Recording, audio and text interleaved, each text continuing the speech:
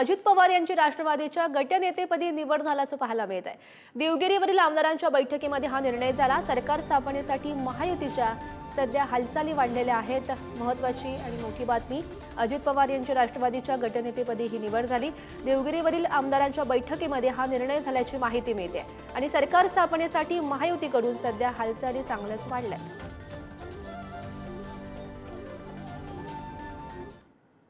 अजित पवारांनी पक्षातील विजयी उमेदवारांची बैठक देवगिरी निवासस्थानी घेतली आणि याच वेळी अजित पवारांनी विजयी उमेदवारांना शुभेच्छा देत मार्गदर्शन केलं। या बैठकीतून बाहेर पडल्यानंतर त्या उमेदवारांनी दिलेल्या प्रतिक्रिया सुद्धा एकदा पाहूयात।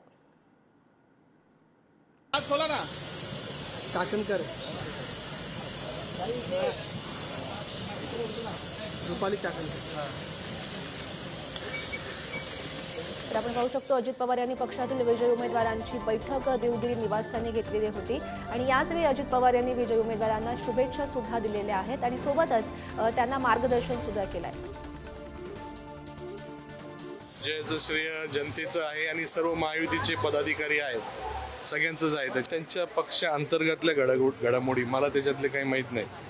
मी आपलं महायुतीचा उमेदवार म्हणून सगळ्या पक्षाच्या लोकांना बोलत होतो का आपण बरोबर राहून काम करू। सर्व लाडक्या बहिणींनी पारंपरिक मतदारसंघामधनं निवडणूक लढवलेली आहे। आता माझ्या आयुष्यामध्ये सगळे चिन्ह आणि सगळ्या चिन्हावर निवडणुका झालेल्या आहेत। पहिली निवडणूक मी शिलाई मशीनवर लढली, दुसरी कबशीवर लढली, तिसरी धनुष्यबाणावर लढली, लोकसभेची कमळावर लढली आणि शिल्लक राहिली होती घड्याळची, आता घड्याळावर लढली। आजही ही निवडणूक मी जिंकून या ठिकाणी आलेलं आहे आणि राष्ट्रवादीचा सदस्य म्हणून मी आज या ठिकाणी उपस्थित आहे।